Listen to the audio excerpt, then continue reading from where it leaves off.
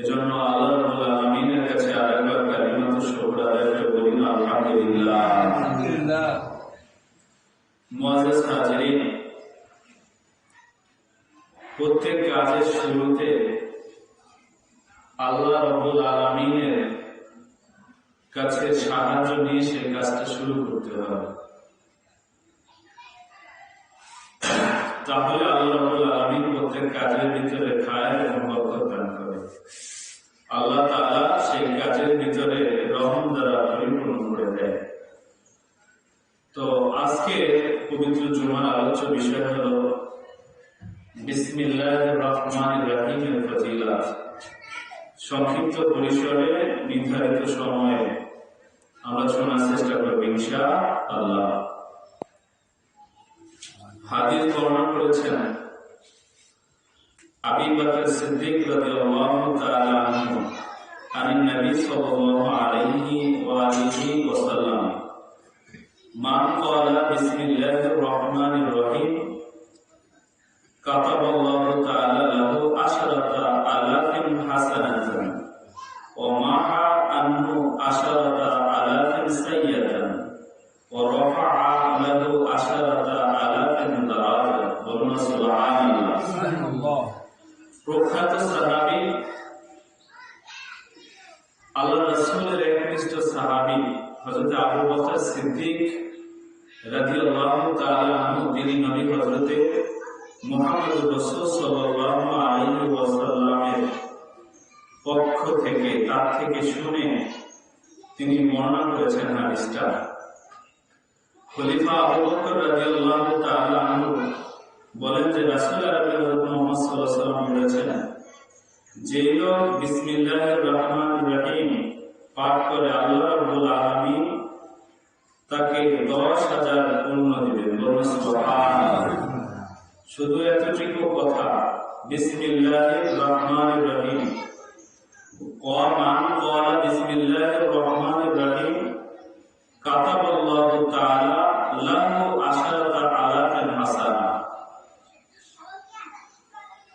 শুধু এতটুকু কথা, বিসমিল্লাহির রহমানির রহিম পাঠ করা, আল্লাহ রাব্বুল আলামিন ওই বান্দার প্রতি খুশি হয়ে, রাজি হয়ে আল্লাহ তাআলা তাকে কয় হাজার পূর্ণ দিবেন? 10,000 পূর্ণ দিয়ে দিবেন। বলুন সুবহানাল্লাহ। ওয়া মাহা আনহু আশরাতা আলাফিন সাইয়্যা, আল্লাহ রাব্বুল আলামিন ওই বান্দার প্রতি খুশি হয়ে আল্লাহ তাআলা তাকে 10,000 পাপকে মার্জনা করে দেবেন। বলুন সুবহানাল্লাহ। এখানেই ক্ষান্ত নয়, আল্লাহ রাব্বুল আলামিন বিসমিল্লাহির রহমানির রহিম পাঠ করনে ওয়ালা ব্যক্তিকে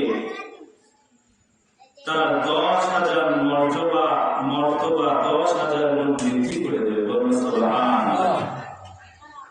তাহলে আমরা পাঠ করব একটা বাক্য, বিসমিল্লাহির রহমানির রহিম, এতটুকু আল্লাহ রাব্বুল আলামিন আমাদের 10,000 পূর্ণ দিবেন, 10,000 গুনাহ মাফ করে দিবেন, আর 10,000 গুণ মর্তবা বৃদ্ধি করে দিবেন। কত বড় নিয়ামত দ্বারা আল্লাহ রাব্বুল আলামিন বান্দার আমলনামাকে সুশোভিত করবেন। বলুন সুবহানাল্লাহ। শুধু এখানেই ক্ষান্ত নয়, আল্লাহ নবী হযরত মুহাম্মদ রাসূল সাল্লাল্লাহু আলাইহি ওয়াসাল্লাম বলেছেন, মান ক্বালা বিসমিল্লাহি মারাতান লাম ইয়াবকা মিনহু জুনুবিহি জারাতান। নবী হযরত মুহাম্মদ রাসূল সাল্লাল্লাহু আলাইহি ওয়াসাল্লাম বলেন, যে ব্যক্তি একবার বিসমিল্লাহির রহমানির রহিম পাঠ করবে, আল্লাহ রাব্বুল আলামিন তার সমস্ত সগীরা গুনাহগুলোকে মাফ করে দেবেন। সুবহানাল্লাহ।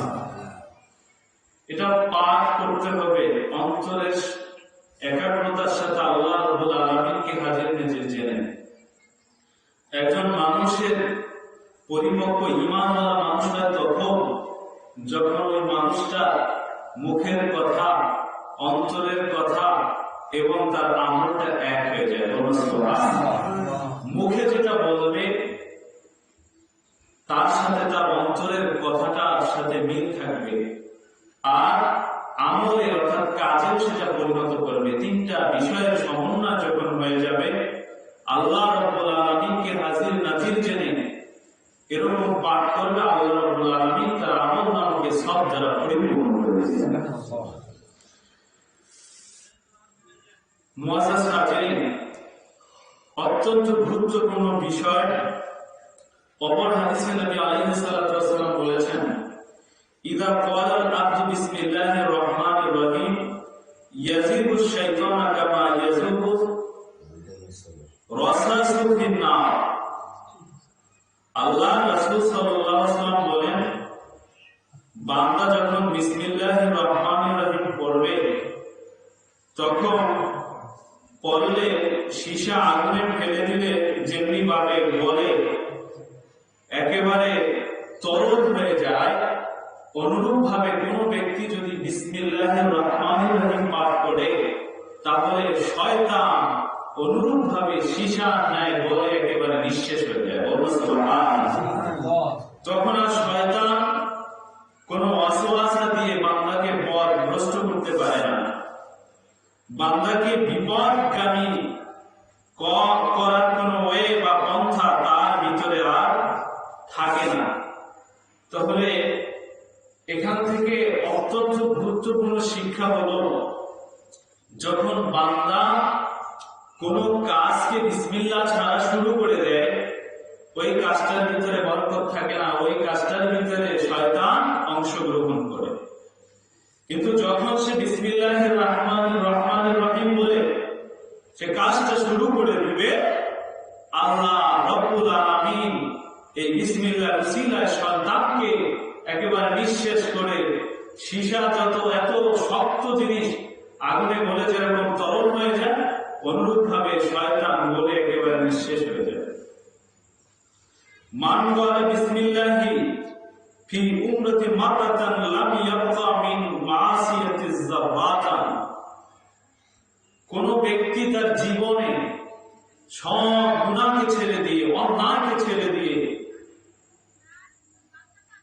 তারপরে সে যদি আল্লাহ রাব্বুল আলামিনকে হাজির নাজির জেনে আল্লাহর প্রতি, রাসূলের প্রতি বিশ্বাস এবং আস্থা পোষণ করে একবার বিসমিল্লাহ পড়ে, তাহলে আল্লাহ রাসূল সাল্লাল্লাহু আলাইহি ওয়াসাল্লাম বলেন, মান ক্বালা বিসমিল্লাহি উমরিহি মাররাতান লাম ইয়াবকা মিন মাসিয়াতিহি যাররাতান।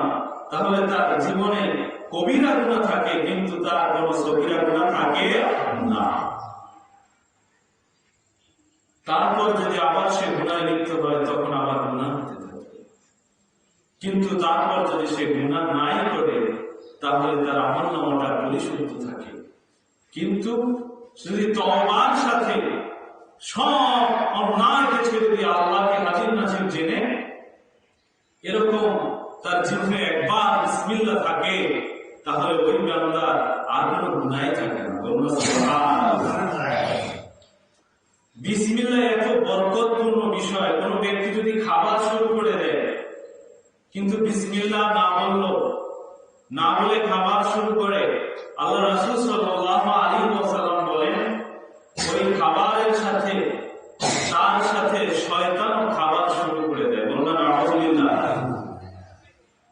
কোন ব্যক্তি যদি এমন হয়, খাবারের শুরুতে সে বিসমিল্লাহ রহমানির রহিম বলতে ভুলে গিয়েছে, তারপরে খাবারের যেই জায়গায় তার বিসমিল্লাহ বলার কথা, ভুলে যাওয়ার কথা স্মরণ এসে যায়, আল্লাহ রাসূল বলে তখন যেন বিসমিল্লাহি আউয়ালাহু ওয়া আখিরাহু এরকম করে পাঠ করে নেয়। যদি সে এরকম করে না পাঠ করে, তাহলে তার খাবারের ভিতরে কোনো বরকত হয় না, শয়তান তার সাথে খাবারের অংশগ্রহণ করে খেতে থাকে। ভাইরা আমার, এজন্য সকল সময় বিসমিল্লাহ পাঠ করে আমাদেরকে সকল কাজকে শুরু করতে হবে। শুধু আমাদের খানাদানাই নয়, যত পারিবারিক কাজ, ব্যক্তিগত কাজ, সামাজিক কাজ, যেটাই করি না কেন, প্রত্যেক কাজের শুরুতে আমাদেরকে বিসমিল্লাহির রহমানির রহিম বলে শুরু করে আল্লাহ রাব্বুল আলামিন সেই কাজের ভিতরে বরকত দ্বারা পরিপূর্ণ আল্লাহ নবী হযরত মুহাম্মদ রাসূল সাল্লাল্লাহু আলাইহি ওয়াসাল্লাম হাদিসগুলো সুন্দরভাবে উল্লেখ করে দিয়েছেন। আরো হাদিসে এমন আছে যে নবী হযরত মুহাম্মদ রাসূলুল্লাহ সাল্লাল্লাহু আলাইহি ওয়াসাল্লাম বলেছেন, দোজখের যে দায়িত্বে নিয়োজিত ফেরেশতা রয়েছে আল্লাহ রাব্বুল আলামিন, অসংখ্য অগণিত ফেরেশতা রয়েছে, তার মধ্যে ওই দোজখের দ্বার রক্ষী যে ফেরেশতা রয়েছে তার নাম হলো মালিক। তার নাম কি? মালিক নামক ফেরেশতা। তার কপালে বিসমিল্লাহির রহমানির রহিম লিখিত আছে। তিনি যখন অন্যান্য ফেরেশতাকে, এই যে দোজখে নিয়োজিত ফেরেশতা রয়েছে, দোজখে নিয়োজিত ফেরেশতার প্রধান যে ফটক, প্রধান যে দরজা, এই দরজার যে ফেরেশতাই মালিক, এনার আওতায় যে ফেরেশতারা রয়েছে তারা ওই জাহান্নামে বিচরণ করতে যাওয়ার পূর্বক্ষণে মালিক নামক ফেরেশতা তাদের কপালে বিসমিল্লাহির রহমানির রহিম লিপিবদ্ধ করে দেয়। বলুন সুবহানাল্লাহ। যখন তার কপালে এরকম করে লিপিবদ্ধ করে দেওয়া হয় বিসমিল্লাহির রহমানির রহিম, তখন তাদেরকে জাহান্নামের আগুন আর স্পর্শ করতে পারে না। সে অবাধে জাহান্নামের ভিতরে বিচরণ করতে পারে, তার দায়িত্ব পালন করতে পারে। হযরত মুহাম্মদ রাসূল সাল্লাল্লাহু আলাইহি ওয়াসাল্লাম এই কথা বলেছেন। এখানে কিতাবে এসেছে, কোন ব্যক্তি যদি তার জীবনের প্রত্যেকটা কাজকে বিসমিল্লাহ দ্বারা সাজাতে পারে, তার অন্তরটাকে বিসমিল্লাহ দ্বারা সুশোভিত করতে পারে, অন্তরের ভিতরে বিসমিল্লাহকে আঁকড়ে ধরতে পারে, তাহলে জাহান্নামের এই নিয়োজিত ফেরেশতাদের কপালে বিসমিল্লাহ লেখার কারণে তাকে জাহান্নামের আগুন স্পর্শ করতে পারে না। অনুরূপ ভাবে একজন বান্দা তার প্রতিটি কাজে বা প্রতিটি পদক্ষেপে যদি বিসমিল্লাহ দ্বারা তার কাজকে শুরু করে, আল্লাহ নবী হযরত মুহাম্মদ রাসূল সাল্লাল্লাহু আলাইহি ওয়াসাল্লাম বলেন, তাহলে ওই বডিকে, ওই দেহকে জাহান্নামের আগুন কখনো স্পর্শ করতে পারবে না। ভাইরা আমার, বিসমিল্লাহির রহমানির রহিম এত বরকতপূর্ণ বিষয়, যে বিষয়টা বিসমিল্লাহ থেকে জান্নাতে 4টি ঝর্ণা প্রবাহিত হয়। বলুন সুবহানাল্লাহ। নবী হযরত মুহাম্মদ রাসূল সাল্লাল্লাহু আলাইহি ওয়াসাল্লাম যখন তিনি জান্নাত জাহান্নাম দেখার জন্য বিচরণ করতেছিলেন, এক সময় তিনি দেখতেছেন যে 4টা নহর প্রবাহিত হচ্ছে। বলুন সুবহানাল্লাহ। হযরত জিবরাইল আলাইহিস সালামকে জিজ্ঞাসা করলো, হে আখি জিবরাইল, ভাই জিবরাইল, আমি যে 4টা নহর দেখতেছি, এই যে 4টা নহর, এই 4টা নহর কোন জায়গায় উৎপত্তি হয়েছে এবং কোন জায়গায় গিয়ে এটা মিলিত হয়েছে? জিবরাইল আলাইহিস সালাম নবী হযরত মুহাম্মদ রাসূল সাল্লাল্লাহু আলাইহি ওয়াসাল্লামকে লক্ষ্য করে বলেন যে, ইয়া রাসূলুল্লাহ, ইয়া হাবিবাল্লাহ, এই জান্নাতের ভিতরে যে 4টা নহর আপনি প্রবাহমান গতিতে দেখতেছেন, এই 4টা নহরের যে জায়গায় গিয়ে মিলিত হয়েছে সেটার নাম হলো হাউজে কাউসার। বলুন সুবহানাল্লাহ। কিন্তু এটা কোন জায়গা থেকে উৎপত্তি হয়েছে সেটা আমি বলতে পারি না। আল্লাহ নবীর মনের ভিতরে যখন আকাঙ্ক্ষা জাগলো, ইচ্ছা জাগলো এটা জানার, আল্লাহ রাব্বুল আলামিন একজন ফেরেশতা পাঠিয়ে দিলেন। বলুন সুবহানাল্লাহ। যখন আল্লাহ রাব্বুল আলামিন একজন ফেরেশতা পাঠিয়ে দিয়েছেন, নবী হযরত মুহাম্মদ রাসূল সাল্লাল্লাহু আলাইহি ওয়াসাল্লামকে ওই ফেরেশতা কোথায় যেন নিয়ে গেল। আল্লাহ নবী হযরত মুহাম্মদ রাসূল সাল্লাল্লাহু আলাইহি ওয়াসাল্লাম বলেন, আমাকে এমন একটা জায়গায় নিয়ে গিয়েছে, একটা গাছের তলায় নিয়ে গিয়েছে, সেখানে বিশাল আকৃতির একটা গম্বুজ দেখতেছি, কিন্তু গম্বুজটার চারদিকে আটকা, কিন্তু একটা দরজা আছে, দরজাটা স্বর্ণের তৈরি, দরজার ভিতরে একটা তালা আছে, তালাটাও স্বর্ণের তৈরি। কিন্তু খোলার মতো কোনো চাবি নেই। আল্লাহ রাসূল সাল্লাল্লাহু আলাইহি ওয়াসাল্লামকে বলা হলো, ইয়া রাসূলুল্লাহ, ইয়া হাবিবাল্লাহ, সবুজ আকৃতির বিশাল আকৃতির গম্বুজ দেখতেছেন। ইহাতে যদি আল্লাহ রাব্বুল আলামিন সমগ্র জিন এবং ইনসান, মানব এবং ইনসানকে যদি এর ভিতরে প্রবেশ করায়, তাহলে বিশাল একটা জাহাজের কর্নারে যদি একটা পিঁপড়া ওঠে, পিঁপড়া উঠলে দেখা যায় যে এটা দেখা যায় না, কিছুই মনে হয় না। অনুরূপ ভাবে যে এখানে যদি সমগ্র জিন এবং ইনসানকে প্রবেশ করানো হয়, তাহলে মনে হবে যে সামান্য এক কোনায় কিছু লোক বসে আছে। বলবো সুবহানাল্লাহ, এত বিশাল আকৃতি। আল্লাহ রাসূলকে বলে, ইয়া রাসূলুল্লাহ, ইয়া হাবিবাল্লাহ, ইহাতে প্রবেশ করার জন্য, এই তালা খোলার জন্য আর কিছুই ব্যবহার করতে হয় না। যেই ব্যক্তি এখানে প্রবেশ করতে চাবে, সেই ব্যক্তি বিসমিল্লাহির রহমানির রহিম যখন বলবে, আল্লাহ রাব্বুল আলামিনের অশেষ মেহেরবানিতে এই তালা খুলে দরজাটা ওপেন হয়ে যাবে। বলুন সুবহানাল্লাহ। নবী হযরত মুহাম্মদ রাসূল সাল্লাল্লাহু আলাইহি ওয়াসাল্লামের মনে ভাসনা জাগলো, আমি এর ভিতরে প্রবেশ করব, এখানে কি আছে এবং সেটাও আমি দেখব। আল্লাহ নবী হযরত মুহাম্মদ রাসূল সাল্লাল্লাহু আলাইহি ওয়াসাল্লাম যখন দরজার সামনে গিয়ে, সামনের দরজা, সামনের তালার সামনে গিয়ে বললেন বিসমিল্লাহির রহমানির রহিম, আল্লাহ রাব্বুল আলামিনের অশেষ মেহেরবানিতে দরজাটা ওপেন হয়ে গেল। বলুন সুবহানাল্লাহ। নবী হযরত মুহাম্মদ রাসূল সাল্লাল্লাহু আলাইহি ওয়াসাল্লাম প্রবেশ করে তিনি দেখতেছেন, ওই যে নহর দেখেছিলেন, ওই নহরটা এই গম্বুজের ভিতরে এসে 4 জায়গায় মিলিত হয়েছে। বলুন সুবহানাল্লাহ। আল্লাহ রাসূল সাল্লাল্লাহু আলাইহি ওয়াসাল্লাম বলেন, আল্লাহ নবী হযরত মুহাম্মদ সাল্লাল্লাহু আলাইহি ওয়াসাল্লাম দেখছেন বিসমিল্লাহির রহমানির রহিম, এখানে 4টা কালিমা বা 4টা শব্দ রয়েছে। প্রথমে বিসমি রয়েছে, তো এই যে বিসমির মিমের অক্ষরের সাথে আল্লাহ রাব্বুল আলামিন একটা পানির নহরকে সংযোগ দিয়ে দিয়েছেন। আল্লাহ শব্দের অক্ষরের সাথে আল্লাহ রাব্বুল আলামিন যে নহরটা মিলিত করেছেন, সেটা হলো দুধের নহর। বলুন সুবহানাল্লাহ। আর রহমান, রহমান শব্দের নুনের সাথে আল্লাহ তাআলা যে নহরটাকে সংযোগ স্থাপন করেছেন, ওইটা হলো শরাবের নহর। বলুন সুবহানাল্লাহ।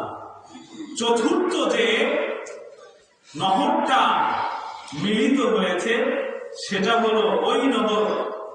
আর রহিমের মিমের সাথে আল্লাহ রাব্বুল আলামিন যে নহরটা স্থাপন করে দিয়েছিলেন, সেটা হলো মধুর নহর। বলুন সুবহানাল্লাহ। নহর হলো 4টা। কয়টা?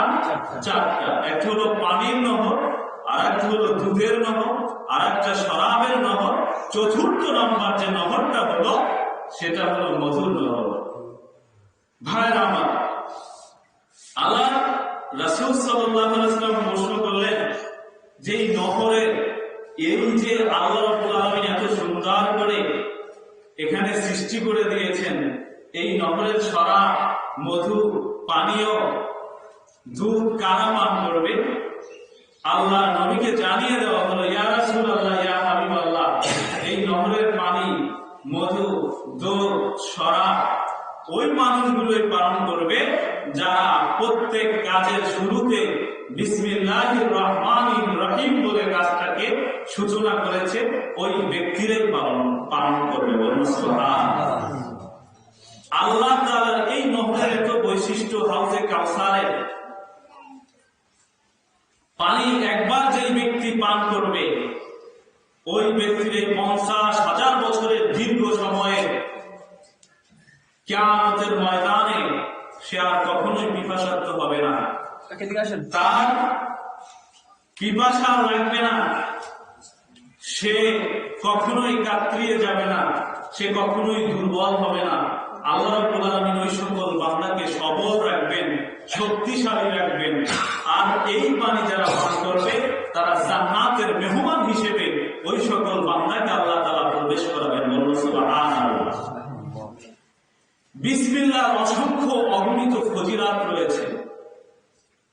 হযরত ফারুক আজম ওমর রাদিয়াল্লাহু তাআলা আনহু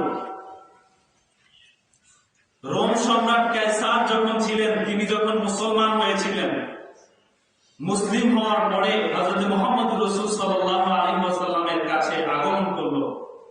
বলল, ইয়া রাসূলুল্লাহ, ইয়া হাবিবাল্লাহ, যে এই যে অবস্থা, আমার মাথার ভিতরে বিভিন্ন রকমের বেদনা হয়।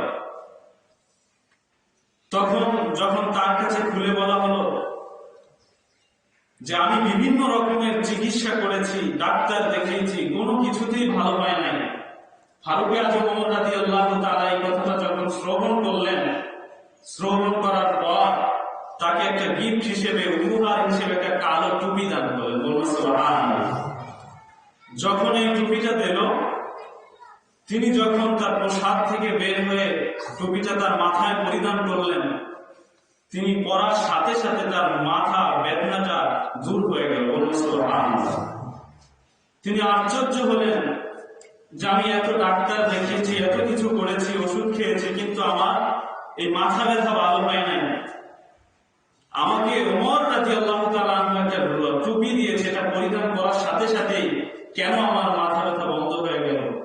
তিনি আবার বিষয়টাকে উদ্ঘাটন করার জন্য আবার তিনি তার মাথার টুপিটা খুলে রাখলেন। রাখার সাথে সাথে তিনি আবার ব্যথা অনুভব করতে শুরু করে দিলেন। তখন তার ভিতরে কৌতূহল জাগলো, জানার ইচ্ছা জাগলো যে এমনটা কেন হয়, এই টুপির ভিতরে কি আছে। যখন তিনি এই টুপিকে সুন্দর করে দেখা শুরু করে দিলেন, তিনি দেখেন যে টুপির ভিতরে একটা অংশ কাপড় রয়েছে, আর সেই কাপড়ের গায়ে লেখা আছে বিসমিল্লাহির রহমানির রহিম। বলুন সুবহানাল্লাহ। তো আল্লাহ রব্বুল আলামিনের পরম করুণাময় অসীম দয়ালু মহান আল্লাহ রব্বুল আলামিনের নাম এত বরকত, এত বরকত।